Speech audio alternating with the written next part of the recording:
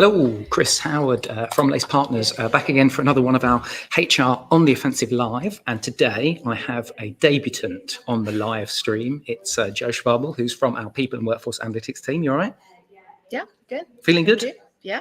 Today. Jo, we as a company attended an interesting event. I would say 2-3 weeks ago, maybe a month ago, which was called People Analytics World. And you and the rest of the PWA team went along, had a look at what was going on and some of the latest developments. And so what I thought I would do today is grab you on the stream, see if I can get some information, absorb some information from that brain of yours.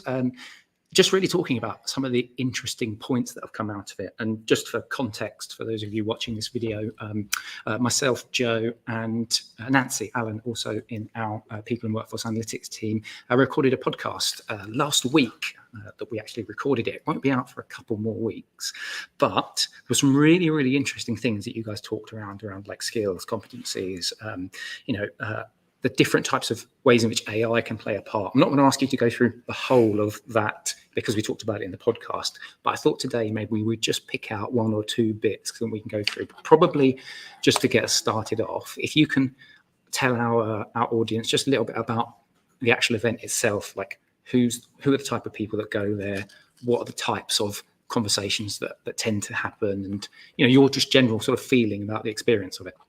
Yeah, so People Analytics World is a conference of about 400 attendees. So you usually CHROs or head of People Analytics.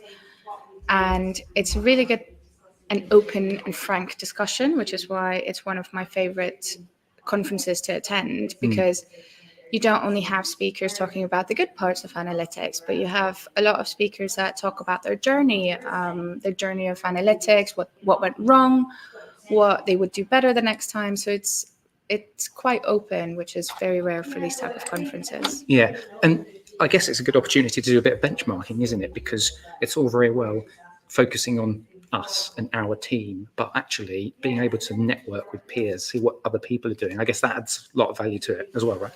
Absolutely, and there's also a lot of technology companies that are showcasing their new tech, so you can see what are some of the cutting edge things that people are doing.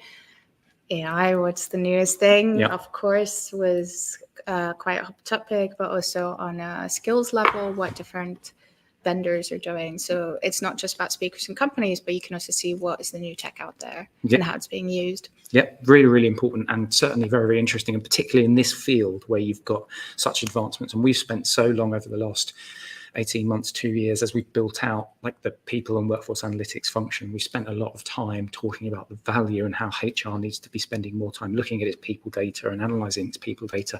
We won't go into all of the different types of things we do with clients, because of course we do that on a few other podcasts and videos as well. But let's talk specifically then about a couple. I want you to just kind of pick out a couple of bits that you thought were interesting. When we were talking previously, when we were recording the podcast, you were talking about that need to build a strong foundation. So can you give me a little bit of context about what we mean and what we spoke about last week? So People Analytics has gotten really far ahead in what they're doing over the past 10 years.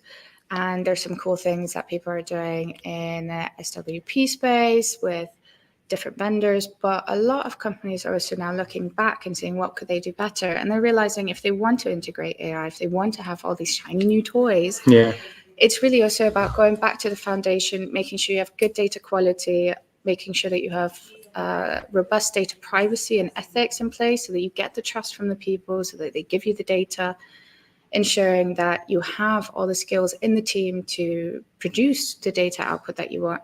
And then more importantly, also think about what you're actually trying to solve. So instead of thinking about all the possibilities out there, it's really about pulling it back and thinking about, okay, so let's think about this strategically and how can we best go about it? Yeah. And do you know what? I'm going to do a little bit of a plug, actually, because I think you and Nancy and Becky, a love lady in the team, recently wrote a really interesting piece, actually, that's on our website about data quality and the importance of that. So if you want to check out onto the Lace Partners, this is a bit where I get it wrong, lacepartners.co.uk/insights section. And then if you go onto the People and Workforce Analytics team, you can see a lot of the different content pieces that the guys have written, Jo and Becky and Nancy as well.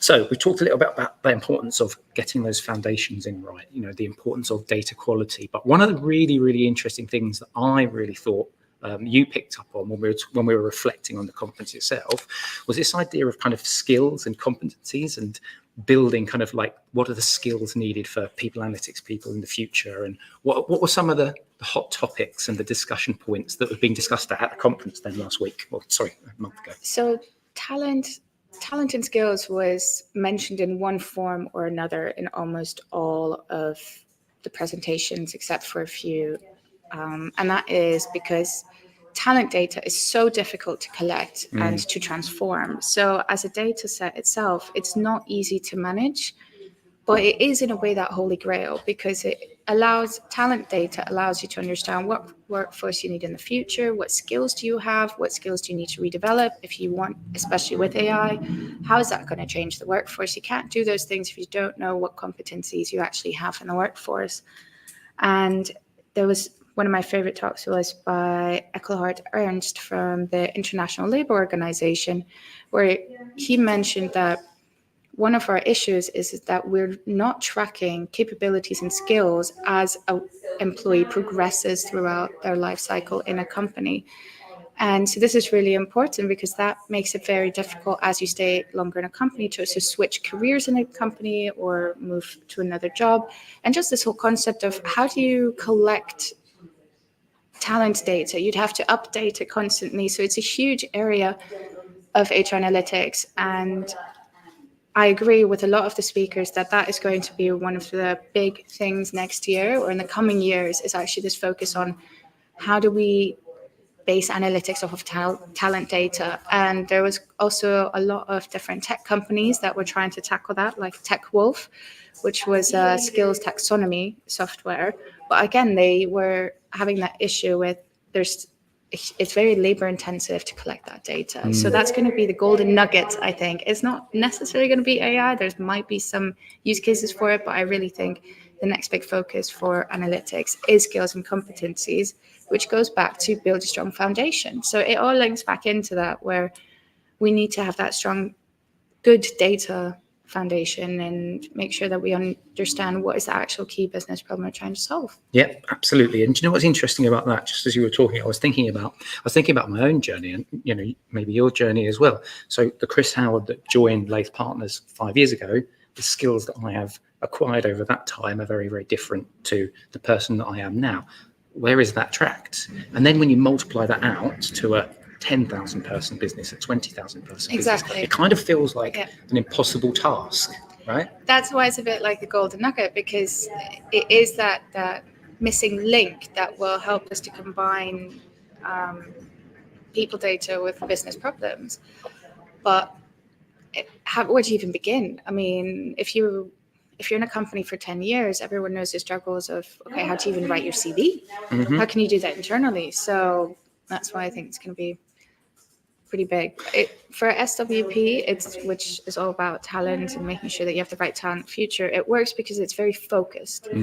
So there was a few talks from Merck and some others about their journey with SWP, and they said their route to success was really making sure that you're very focused and very targeted. So even that's not on a big scale, because that's how difficult it is. Yeah, and so company size is interesting. You were talking in that example, which was from the conference on Merck. It's quite. I wonder if it's quite.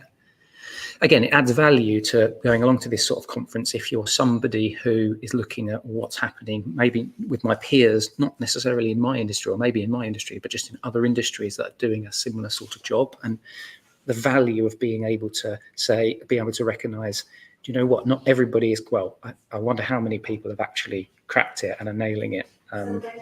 Is that the kind of feeling that you got from people that were at the conference? It was this kind of, how many people do you think you came across that were thinking, we're quite advanced in how we're getting on, or a lot of people feeling actually we're not as advanced as we think, and that's why we come along to these conferences? I mean, the nice thing about the conference is it's such a sobering experience. It's so transparent. Everyone is quite well aware of where they are in their journey, the mistakes that they've made. There are some organizations that are a bit further on and some that are just beginning. It's also just because of the infrastructure sometimes of a company, and when you have data, even simple things as what's your single source of truth? Well, if you're a massive organization with 5 different HR systems and data and spreadsheets and whatnot, it's very difficult to get that foundation right. So you can't go already far in advance and have advanced analytics, because it takes time to change processes and also to increase data literacy amongst HR and also the individuals in the business that will need HR data to make decisions or to perform their job. So it's a bit sobering also to see that some organizations have now, even though they've produced dashboards, were able to give all this data, then they realize, oh no, we now need to actually train the workforce on what does this data mean. Yep. So giving data, having data is not the only thing. Now it's about also, okay, let's train them up. Yeah, absolutely. So we are just, I said, I just wanted to pick out a couple of bits. I think I've sort of touched on a few other bits there for today's quick live stream. But just as we wrap up today, was there any kind of other bits that you, as we've been talking, that have jogged your memory as to anything that you thought was quite interesting about the conference itself? Do you mean about the people or the presentation? The presentations, the people. If there's any kind of just final thoughts, really, before we wrap up today. No, it was just such a great conference. Honestly, it's so nice. It's a bit like therapy. It's therapy to see that your struggles are mirrored across. And it's really cool to see what some of the organizations are doing in the space of people analytics. And just, it was a bit of a retrospective, because I think it was 10 years. So it was a retrospective of how far we actually came since the beginning of the conference. So yeah, some real advancements in 10 years really is quite crazy when you think about it like that. Thank you very much for listening in today. We hope you've enjoyed it. If you want to find out a little bit more, we will, of course, have our podcast that will be coming out in a couple of weeks' time. We'll go into a little bit more detail about some of the bits that Jo's talked about, the data quality, the AI. We have a little bit of a chat about AI.